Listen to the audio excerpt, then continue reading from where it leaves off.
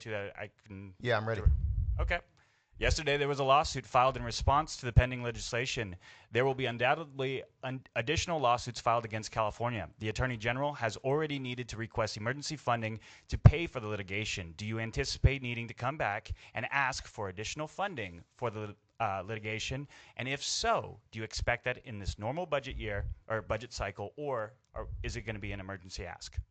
I think similar to the funds we gave to the Attorney General during the special session at the beginning of this year that have returned billions of dollars back to California at the expense of only $50 million investments that we spend protecting ourselves from this hostile administration pay back several times over. So you believe that that funding will be used in the lawsuits to fight this, and no more additional funds are going to be allocated towards that? I believe that the Attorney General's office, both now and under the previous Trump administration, has been wildly successful fighting the unconstitutionality. I'm asking for the funds. I'm asking for the funds. May I finish talking? Well, I've only got 5 minutes, so I'm asking for the funds. I'm not asking how good they are. If you can let him respond, that'd be great. Reclaiming my time. 5 minutes.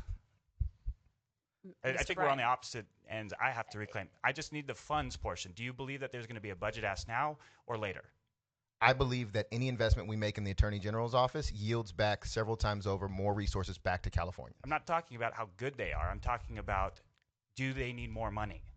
Mr. Tugba, I think he's answered your question. Okay. Next question, please. Will litigation costs be tracked and reported separately so taxpayers can see the true cost of this measure? I think any time that public dollars are spent, it is always in a transparent way, and the Attorney General's office has been incredibly transparent in how they use those litigation dollars to fight to return dollars back to California. It's estimated that this special election will cost $235 million to complete. Is the appropriation for this special election ultimately going to come from the general fund, all while the LAO has already highlighted to us structural deficits and a projected budget shortfall next year ranging in between $10 and $30 billion? I can tell you it's not going to come from the $80 billion that Californians pay to subsidize this corrupt administration that has been held hostage from the people of our state. The rural counties I represent are feeling heavy budget pressure. Our counties can't afford to foot the bill up front for this special election. Is the plan to provide them full upfront costs of the election, or are we going to reimburse them post-election? I imagine there's a lot of economic insecurity in rural counties, especially when $100 billion has gone into ICE enforcement that has destabilized our agricultural economy and many sectors of our state. I think those resources could definitely be spent in a better way. Isaac, I've got a rural county that has 3 people that work. Assemblymember Bryan, sir. Please defer to him by Assemblymember Bryan, please. Or the member from Los Angeles. Sorry about that.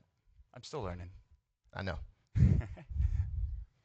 The state has a long history, really, of creating mandates that are supposed to be funded. My big worry on this is that there's so many unfunded mandates and money actually doesn't get back to them. What guarantees do we provide that to make sure that this won't happen, so those counties that are trying to operate in the state of California, to make sure that they're made whole? The only money that's not getting back to us, not to the fire-torn areas of Los Angeles, not to our Head Start programs, not to our healthcare infrastructure, not to our agricultural economy, is the $80 billion in federal taxes that we paid, that we have asked for back in emergency times, that the federal government has used as leverage and held hostage and subsidized their plans, including the plans that are happening in Texas right now. I think it's sad right now that I'm asking very fiscally appropriate questions in the Appropriations Committee, and I haven't gotten a single answer on how the money is going to get there, how much money is actually needed, and where are the cost estimates. All I'm asking for is, can we do this, and do we have funds with a projected deficit next year? So, and we're saying...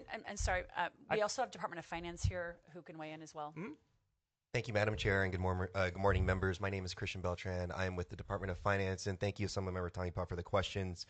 Just to clarify, the language does specify that the Department of Finance will continue to work with the Secretary of State's office as well as our county partners to ensure that funding for this election will be made in advance to the election. So we will continue to ensure that counties, particularly your counties as well, will be made whole and not have to cut any additional funding to public safety programs or any other kind of healthcare programs. Does the Department of Finance next year also expect an estimated and agree with the LAO's analysis that there's a structural deficit next year? I think we can all agree that we are not in the best budget situation, given federal pressures and given other kind of hostile acts that we are seeing from the federal government, and therefore we are continuing to plan for the worst, and we do have projections that are consistent with the LAO. However, we would just encourage the legislature to understand that the Department of Finance will continue to work with the partners that we have both on the state and federal levels to ensure we are continuing to get as much funding as possible. And sorry, your 5 minutes is up. This is your last question. Okay. We have in front of us many questions that need to be answered because it's fiscally responsible here in the state of California. We are elected in the state of California to get our budget right. That is not happening right now. We know that. But we need to make sure that the right people are here, because that was my first question. Who should I point the financial questions to? And you said you were ready. It doesn't seem like it.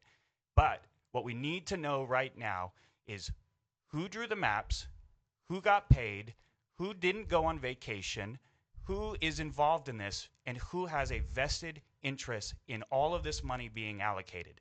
That is very important. That is the number one question everybody is asking. Can somebody, anybody tell us definitively, whether it's leadership, whether it's the DCC, whether it's Paul Mitchell, whether it's special interests, who got paid to draw the maps and who is doing this, and did they register under the state of California to make sure that they can do this? Answer the question. Mr. Bryan, would you like to address that, and then we'll move on to other members? Sure, I'm happy to. And I appreciate you still learning which committee does what, because you started out understanding this is a fiscal committee and then went straight into your partisan BS, and that's perfectly fine. These maps were drawn in collaboration between many stakeholders, including experts who have been drawing lines for multiple municipalities for over 100 different jurisdictions across California and beyond. It was in collaboration with the legislature. Who are those many individuals, and how much did they get paid? We're allowing Mr. Isaac Bryan to. It was also in collaboration with the 10,000 comments that were submitted to the Independent Redistricting Commission, which is why nearly 80% of this map mirrors the map before. Let's also be very clear. The person who drew this map is the authoritarian in the White House who called for destruction of the foundations of our democracy by clawing back 5 seats that don't belong to him in Texas and forcing the people of California to respond. The people of California will draw this map on November when they have their voice heard. The legislature does not draw or implement these maps. The people get the final voice, and the maps will change not even a little bit unless they say so in November, and I believe strongly that they will. Well, we should know who Mr. paid Mr. to prepare Tongaba. you, because Mr. that's all we Tongaba, got. Thank you. Thank you. Okay. Still learning those rules. Any other questions from members on the committee? Thank you, Mr. Speaker and colleagues. I rise in strong support of ACA 8. And like at least 2/3 of you in this room, I read the constitutional amendment, which makes it very clear that we are not approving any maps in this body. We are giving the voters the decision, something that isn't happening in Texas. And even doing that was something we had to debate fiercely. California's responsibility to Californians and Californians' responsibility to this country. We didn't want to be in this situation. The authoritarian in the White House put us in this situation when he used House Republicans in Texas to disenfranchise vulnerable people. After those maps in Texas are approved, a Latino voice in Texas is worth 1/3 of the representation as a white voice. A black voter in Texas is worth 1/5 of the representation of a white voter in Texas. I didn't say 3/5. There was no compromise. I said 1/5. That is the kind of gerrymandering, that is the kind of theft that they are perpetuating. And we can't just sit by and let it happen. We won't just sit by and let it happen. But that doesn't mean we lose ourselves. That's why when I was chair of the Elections Committee, I authored an update to the Fair Maps Act that prevented incumbency from being a consideration in map drawing, and every single Republican on this floor voted against it. That's why I authored legislation calling for independent redistricting commissions on school boards and counties and special districts all throughout the state, and every Republican in this House voted against it. How convenient to switch your tone when you are now on the line. When we are stepping up and speaking the way Californians deserve for us to stand up and fight, because we are tired of being the punching bag of this country. When we freely give, when North Carolina is on fire, we show up. When a hurricane hits Florida, we show up. When Texas is flooding, we show up. We don't wait for Canada and Mexico to show up first like Texas did supporting Los Angeles this year. We come immediately. When we pay $80 billion more in federal taxes than we get back, we don't complain. We know our role is to support others. And when the biggest disaster to ever hit our state hits and we ask for a portion of our own dollars back and you withhold it, we have to change our tone. We have to step up because your silence is deafening.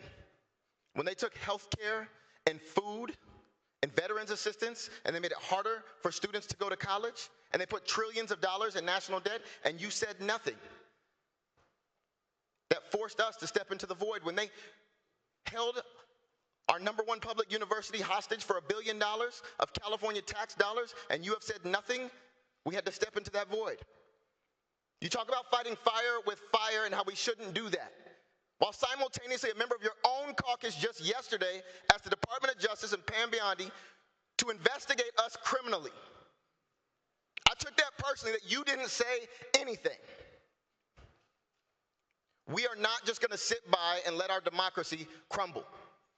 Here in California, we're standing on business, and I respectfully ask for your aye vote.